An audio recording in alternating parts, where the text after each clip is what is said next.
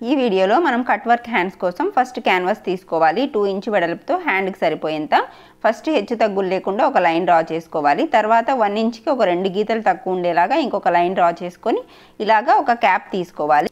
ఈ విధంగా క్యాప్ని కింది లైను పై లైను టచ్ అవుతూ ఈ విధంగా రౌండ్ షేప్స్లో మార్క్ చేసుకోవాలి. మొత్తం అంతా స్టెప్ బై స్టెప్ మార్క్ చేసుకోవాలి. ఈ విధంగా ఆ షేప్లో కరెక్ట్గా అన్నీ మార్క్ చేసుకున్న తర్వాత ఇప్పుడు కట్ చేసుకోవాలి. ఆ షేప్లో ఈ విధంగా కింది వైపు హ్యాండ్కి అంటించేసుకోవాలి. తర్వాత ఒక స్టిచ్ కూడా వేసుకోవాలి ఎడ్జ్లో.